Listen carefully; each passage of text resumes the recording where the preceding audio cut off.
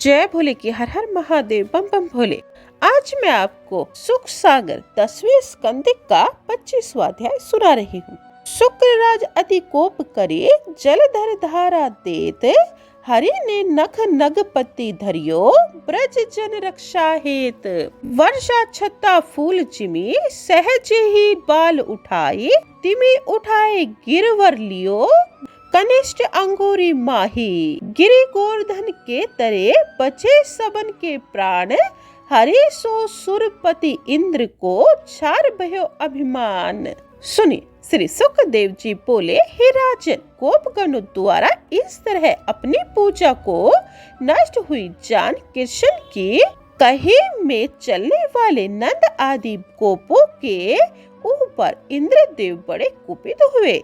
उस समय प्रलय करने वाले मेघों को बुलाकर कहा कि हे मेघों, इन गोपों के धन के घमंड को तो देखो। आज इन गोपों ने एक छोटे से छोकरे कृष्ण के कहने में आकर मेरा घोर अपमान किया है। अतः तुम इनको घमंड को चूर चूर कर दो और गाय आदि इनके सब पशुओं को नष्ट भ्रष्ट कर दो। नंद के ब्रज को मठ या मैदान करने के लिए मैं तुम्हारे पीछे पीछे ही ऐरावत हाथी पर चढ़कर मरुद गणों के साथ आ रहा हूँ। अब तक तुम जल्दी चलो। इस प्रकार कहकर इंद्र ने उन्हें मेघों को बंधन से मुक्त कर दिया। इंद्र की आज्ञा से वे मेघ बड़े ही वेग से वज्र के ऊपर छा गए और घोर वर्षा करने लगे। प्रलय काल की तरह घन घोर घटाए बांध कर बड़े जोर जोर से गरजने लगे। बार बार बिजली चमकाने लगी। बिजलियों की कड़कड़ाहट से लोगों के हृदय थर्राने लगे। थोड़ी देर में देखते देखते मेघ बड़ी बड़ी मूसल जैसी धाराएं छोड़ने लगे। जल के कारण पृथ्वी में ऊंचा नीचा भाग नहीं दिख पड़ता था। उस समय सारी पृथ्वी जल में दिखाई देने लगी। प्रचंड आंधी के सहित घोर वर्षा के कारण पशु और गोप गोपियां कांपने लगे। उस समय शीत से अत्यंत पीड़ित होकर सब गोप गोपियों ने भगवान कृष्ण की शरण ली। भगवान बोले, हे गोपो, हमने जो इंद्र की यज्ञ नहीं किया था, इसी कारण कुपित होकर इंद्र वज्र के नाश करने के लिए उतारू हो रहा है। तुम डरो मत, मैं उपाय करता हूँ। मैं इसके लोक पल्ले के घमंड को अभी नष्ट किए देता हूँ। मैं ब्रज की रक्षा अपने योग्य बल से करूँगा। यह कह भगवान कृष्ण ने गोवर्धन पर्वत को एक ही हाथ से इस प्रकार उठा लिया जैसे कोई बालक खेल ही खेल में बरसाती छत्ते के फूल को उठा लेता है।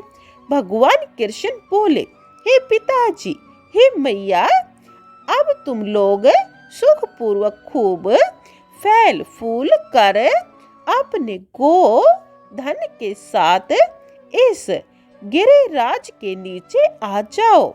मेरे हाथ से पर्वत गिर जाएगा, यह डर तुम बिल्कुल मत करो। हवा और वर्षा के भय से तुम यहाँ बचते रहोगे। श्री कृष्ण के वचन सुनकर जब गोप आदि अपनी अपनी सामग्री, वस्तु, छकड़ा आदि सब सामान को लेकर गोवर्धन के नीचे घुस गए, उस समय श्री कृष्ण भगवान को न भूख थी और न प्यास थी और न किसी प्रकार की पीड़ा थी और न विश्राम करने की इच्छा थी। इस प्रकार ब्रजवासी को देखते देखते कृष्ण भगवान उस गिरिराज पर्वत को एक हाथ पर 7 दिन तक लगातार धारण करते रहे। एक पग भी वहां से न डिगे, वहां के वहां ही खड़े रहे। इंद्र ने जब इस प्रकार कृष्ण के योग का प्रभाव देखा तो वे बड़े आश्चर्य में पड़ा। इंद्र का सब संकल्प भ्रष्ट हो गया। अभिमान छोड़कर इंद्र ने मेघों से वर्षा करने की मना कर दी।